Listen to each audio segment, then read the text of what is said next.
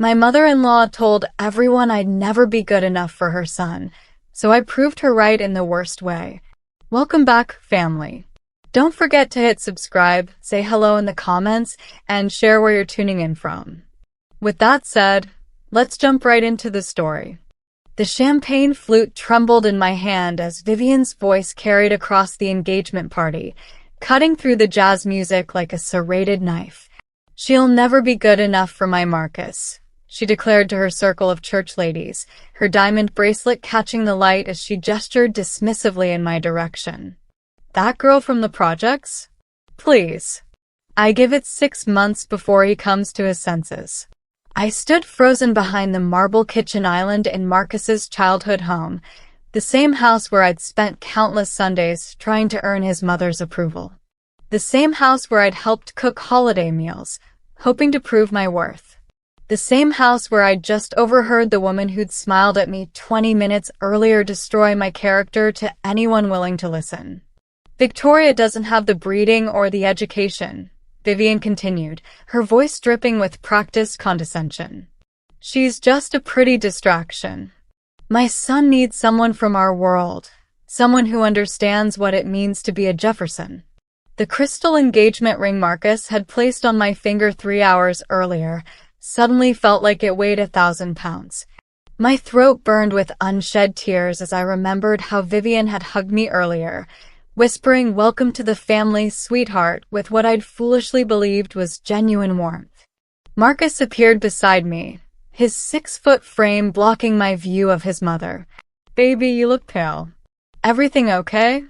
His dark eyes searched mine with concern, completely unaware that his mother had just shattered my world into a million pieces. I forced a smile, the same smile I'd perfected during my childhood in East Oakland when things got tough. "Everything's perfect," I lied, knowing that this moment would change everything between us. "I just didn't know how much." "My mother adores you," Marcus said later that night as we drove back to our apartment, his hand warm on my thigh. The city lights blurred past us, but all I could see was Vivian's perfectly painted smile as she delivered her crushing verdict. She was just telling me how happy she is that I found someone so special. I bit my tongue until I tasted copper. Marcus had always been blind to his mother's manipulations, raised to believe that Vivian Jefferson could do no wrong. As the only son of a prominent Atlanta surgeon and a real estate mogul, Marcus had grown up in a bubble of privilege that I'd never quite fit into, despite my MBA from Emory and my position as a marketing director at a Fortune 500 company. "She seemed reserved," I said, carefully testing the waters. Marcus laughed, the sound echoing through the BMW's leather interior. "That's just her way. She was the same when my sister brought David home. Remember, she comes from old money. She's just protective of family tradition." Family tradition. The word stung because I knew exactly what he meant. The Jefferson family tree was full of doctors, lawyers, and politicians. My family tree had construction workers, teachers, and my grandmother who'd cleaned houses for 40 years to put my mother through college. Different worlds, different rules. "She mentioned something about wanting to plan the wedding," I said, my voice steady despite the storm brewing inside me. "See? I told you she likes you." Marcus squeezed my hand. "She's already talking about the country club, maybe something in the spring. Big enough for all of Dad's colleagues and her sorority sisters." My heart sank further. A country club wedding meant more opportunities for Vivian to showcase how I didn't belong, more chances for her to whisper poison into the ears of Atlanta's elite. But Marcus's excited smile in the rearview mirror made me swallow my protests. That night, as he slept peacefully beside me, I stared at the ceiling and made a decision that would haunt us both. I wouldn't tell him what I'd heard. Not yet. The bridal shop appointment was Vivian's idea, of course. "Darling, you simply must try on the dress I've selected," she'd purred over the phone, her voice syrupy sweet. "It's been in our family for 3 generations. Marcus would be so honored." Standing in the boutique's gilded dressing room, I stared at my reflection in the vintage lace gown that hung on my 5'7" frame like a deflated balloon. The dress had been designed for someone taller, paler, and about 30 pounds lighter than me. My dark skin looked ashy against the yellowed ivory, and the bodice gaped awkwardly despite the seamstress's desperate attempts at alterations. "It's traditional," I said diplomatically as Vivian circled me like a shark. "Yes, it has such history." She adjusted an imaginary flaw in the fabric. "Marcus's grandmother was a size 4 when she wore this in 1962. Of course, women were more disciplined about their figures back then." The insult hit its mark. I'd worked out religiously since high school, maintaining the same size 8 I'd worn since college, but suddenly I felt massive in the mirror's reflection. "Maybe we could look at something more contemporary?" I suggested. Vivian's eyes flashed. "Oh, sweetheart, you don't want to disappoint Marcus, do you? He's been dreaming of seeing his bride in this dress since he was a little boy. Family means everything to him." The seamstress, an elderly black woman named Mrs. Rosa, caught my eye in the mirror. Her expression was knowing, sympathetic. She'd witnessed this dance before. "We could modify it," Mrs. Rosa said gently. "Make it work better for your beautiful figure." "Modify it?" Vivian's voice could have frozen hell. "This is a Jefferson family heirloom. It's been preserved exactly as it was meant to be." That afternoon, I bought my own dress. A stunning off-the-shoulder creation in champagne silk that made my skin glow and hugged my curves perfectly. It cost 3 months' salary, but seeing myself in it made me feel like a queen. I never told Marcus about the family dress incident. Another secret added to my growing collection. The engagement party guest list became our first real battleground, though Marcus remained obliviously above the fray. Vivian had taken it upon herself to manage the invitations, promising an intimate celebration of 50 guests. When I received the final list, it contained 127 names, none of whom were my family or friends. "There must be some mistake," I said, calling Vivian from my office. Through my window, Atlanta's skyline gleamed in the afternoon sun, but I felt like I was trapped in a windowless cell. "Oh, honey, I hope you understand. The venue can only accommodate so many people." Vivian's voice was sticky with false regret. "We had to prioritize Marcus's professional connections and our family friends. You know how important networking is for his career." My throat tightened. "What about my parents? My sister Jasmine?" "Well, of course they're invited." I just thought, would they be comfortable? It's a rather formal affair, and the country club has certain standards. The words hung in the air like poison gas. Certain standards. Code words I'd heard my entire life, dressed up in polite language but carrying the same message. "You don't belong here." "My family will be there," I said, my voice harder than I intended. "Of course, darling. I'll send the invitations right away." But when my parents received their invitation, it came with a dress code addendum that hadn't been included on anyone else's. Formal attire required. Cocktail dresses and business suits appropriate. Please note, the club requires all guests to present valid identification at entry. My father, a man who'd built houses with his hands for 30 years and put 2 daughters through college, stared at the card with quiet dignity.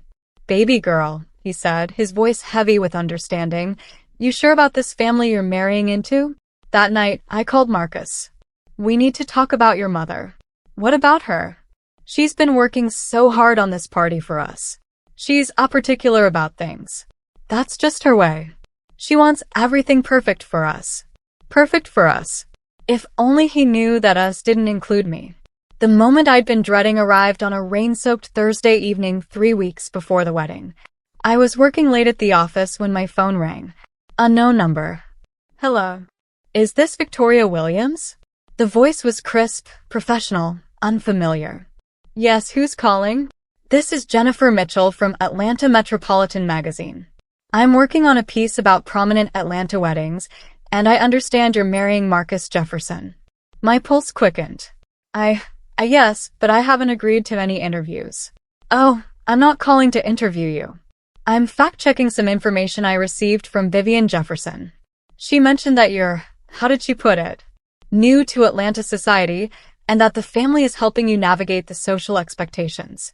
The blood drained from my face. I'm sorry, what exactly did she say? Well, she was quite generous, actually.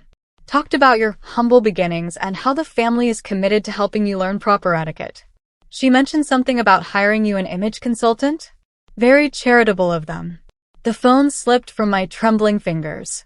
Through my office window, the city sparkled like a jeweled necklace, mocking my pain. Vivian hadn't just been cruel to my face. She'd been systematically destroying my reputation behind my back, painting me as a charity case, a project for the Jefferson family to fix. I hung up without another word and drove straight to the Jefferson mansion. The housekeeper, Maria, answered the door with worried eyes. Miss Victoria, Mrs. Jefferson isn't expecting. Where is she? In the study with Mr. Jefferson. I found them reviewing wedding bills, spread across the mahogany desk like battle plans. Vivian looked up with that practiced smile, but something in my expression made it falter. Victoria, darling, what a surprise. We need to talk. Now. Marcus's father, Dr. William Jefferson, glanced between us with the shrewd intelligence that had made him one of Atlanta's most successful surgeons. I'll leave you ladies to discuss the wedding details. The door closed with a soft click, leaving us alone. What did you tell Atlanta Metropolitan Magazine about me? Vivian's mask finally slipped, revealing the steel beneath. I have no idea what you're talking about. Don't lie to me. My voice was steady, but my hands shook with rage I'd been suppressing for months. You told them I needed etiquette training. That I was a charity case your family was helping. Vivian set down her Mont Blanc pen with deliberate precision. The study's grandfather clock ticked in the silence, marking the seconds until my life would irrevocably change. Victoria, darling, I think you've misunderstood. Stop calling me darling. The words exploded from me with months of pent-up fury. Stop pretending to care about me when you've been sabotaging me from day one. For the first time since I'd known her, Vivian's composed facade cracked. Her perfectly painted lips pressed into a thin line, and her eyes turned to ice. You want the truth? She said, her voice dropping to a whisper that somehow felt more dangerous than shouting. Fine. You're not good enough for my son. You never were, and you never will be. Marcus is going through a phase, and I'll be damned if I let some girl from the projects ruin everything his father and I have built. The words hit me like physical blows, but I stood my ground. Marcus loves me. Marcus loves the idea of you. The rebellion, the excitement of slumming it. But love isn't enough, sweetheart. Not in our world. She stood, moving to the window that overlooked their manicured garden. You think you can just marry into this family and belong? You think a fancy degree and a corporate job erase where you came from. Where I came from made me who I am. Exactly. She turned back to me, her smile returning. But this one was razor sharp.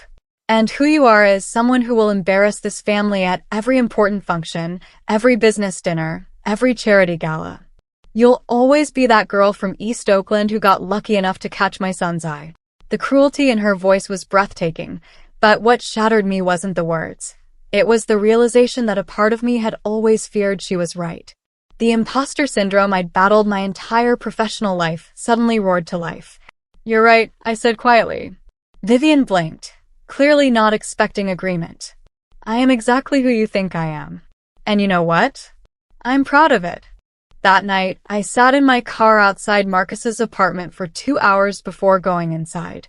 The September air was thick with humidity and the weight of my decision.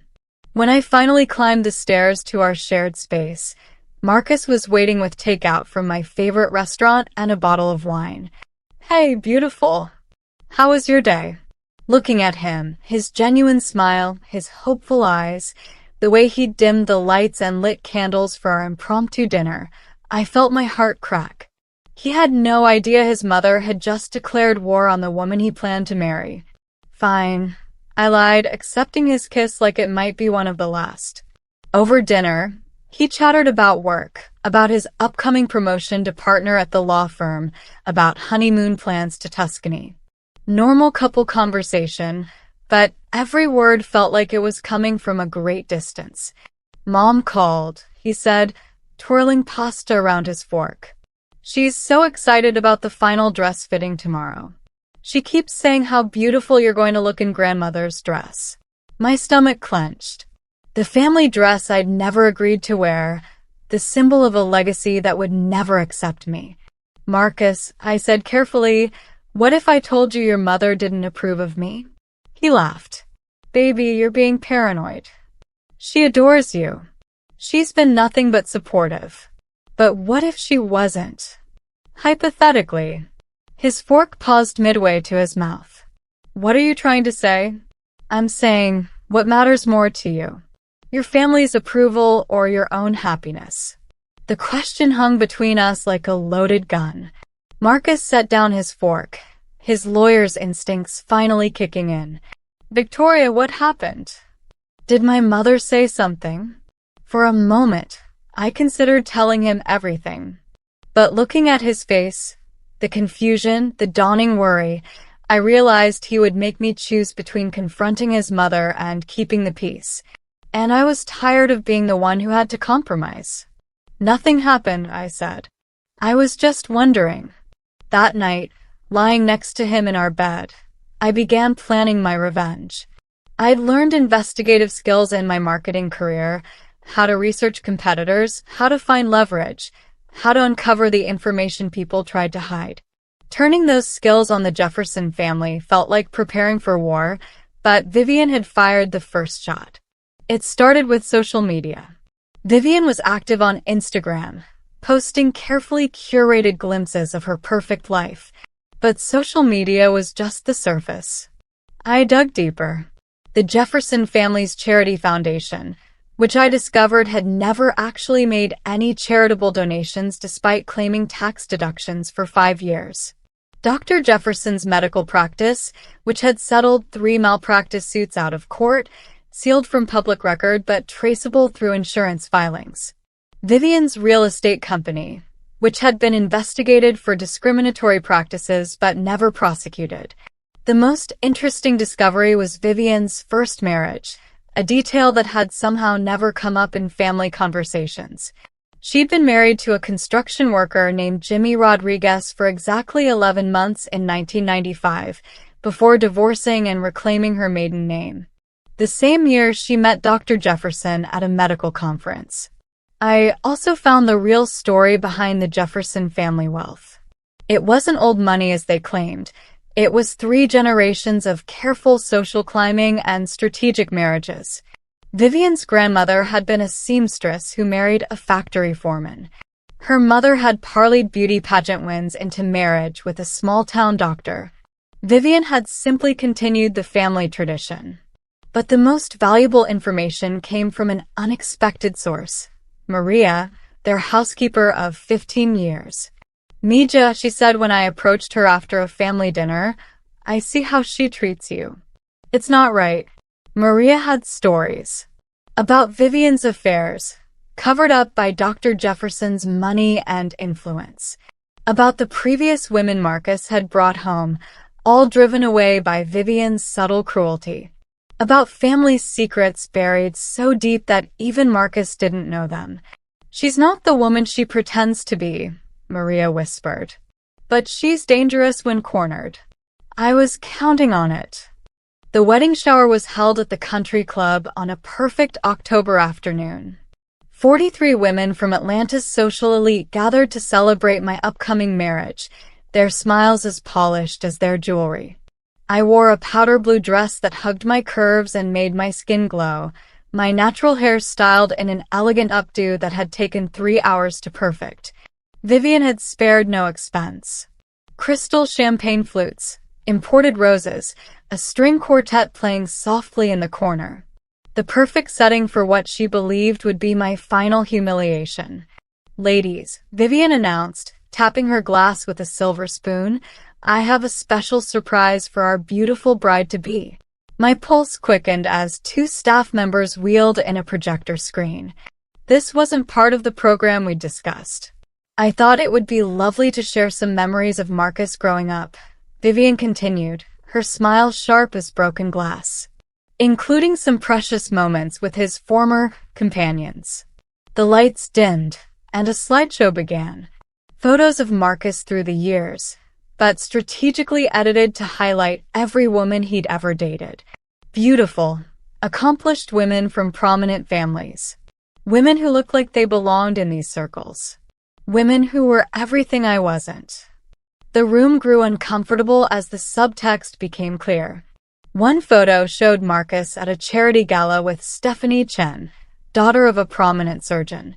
Another captured him at his law school graduation with Alexandra Winters, whose family owned half of downtown Atlanta. As you can see, Vivian's voice carried perfectly over the awkward silence. Marcus has always had such refined taste in companions. The final photo was a group shot from last year's country club Christmas party. Marcus stood with his arm around a stunning redhead I didn't recognize, both of them laughing at some shared joke. The date stamp in the corner read December 15th, 3 weeks after he'd told me he loved me. My breath caught. I'd been out of town that weekend, visiting my sick grandmother. Marcus had said he was working late. Oh. Vivian's hand flew to her mouth in mock surprise. I hope I didn't include anything too recent by mistake. The room was dead silent now. 43 women waited to see how I would react to what was clearly a coordinated attack on my character and my relationship. I stood slowly, my hands steady despite the rage coursing through my veins. Thank you, Vivian, I said, my voice carrying clearly across the room. That was illuminating. Then I smiled and began to clap. My applause echoed strangely in the silent room as I walked to the front, taking the microphone from Vivian's suddenly nerveless fingers. Her confident expression flickered as she realized this wasn't going according to plan. Since we're sharing memories, I said, my voice warm and conversational, I have a few of my own to add. I pulled out my phone, connected it to the projector system with practiced ease. My months of preparation were about to pay off. This is such a beautiful venue, I began, gesturing around the ornate room. I was curious about its history, so I did some research. The first image appeared on screen, a newspaper clipping from 1963 showing the country club's founders. Fascinating to learn about the original membership requirements. The exclusion policies that weren't officially changed until 1987. A few uncomfortable murmurs rippled through the crowd. Atlanta's elite preferred not to discuss their segregated past. But what I found most interesting, I continued, was learning about some of our family histories. Vivian, I had no idea your grandmother Dolores was such an accomplished seamstress. The next image was a photograph from 1943. Vivian's grandmother bent over a sewing machine in a factory, her hands dark with labor.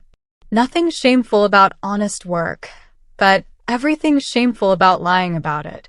Vivian's face went white. Victoria, I don't think this is appropriate. Oh, but you thought a slideshow about Marcus's ex-girlfriends was appropriate? I smiled sweetly. I'm just sharing family history, the way you shared his relationship history. The room was captivated now. Social warfare disguised as wedding shower entertainment. And Dr. Jefferson's father, Marcus's grandfather, what an entrepreneur. Started with a single food truck and built it into 3 restaurants before selling them to invest in his son's medical education. More family mythology crumbling. The Jeffersons weren't old money. They were new money ashamed of their origins. But my favorite discovery, I said, my voice dropping to an intimate whisper that somehow commanded more attention than shouting, was learning about Vivian's first marriage. The temperature in the room plummeted. Vivian's hand gripped her champagne glass so tightly I thought it might shatter. Jimmy Rodriguez. Married in Vegas in 1995. Divorced 11 months later. Jimmy was a construction worker, just like my grandfather. Isn't it funny how love works? The silence was deafening. In their world, divorce was scandalous enough, but a secret marriage to someone from the working class was social suicide.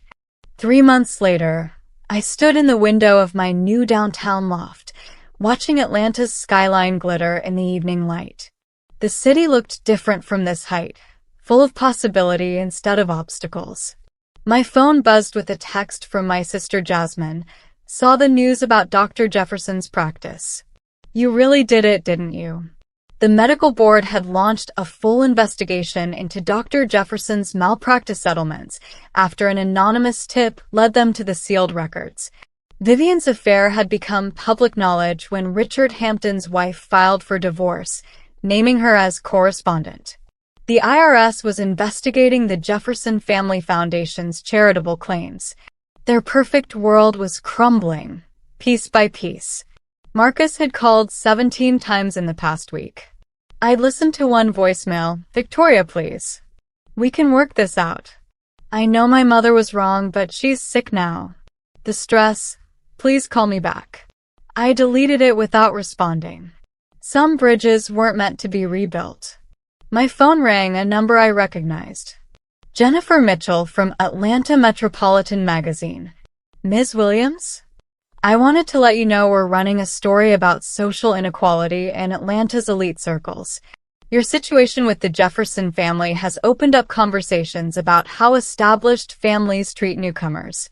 Would you be interested in commenting? No comment, I said, but I was smiling. But thank you for asking.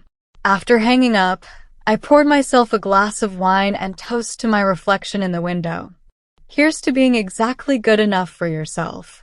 Tomorrow I would start my new job as marketing director for a nonprofit focused on educational opportunities for underprivileged youth. Real charity work, not the pretend kind. Tomorrow I would begin building the life I actually wanted, not the one I thought I should want. Vivian had been right about one thing. I would never be good enough for her son. Thank God. I was too good for him.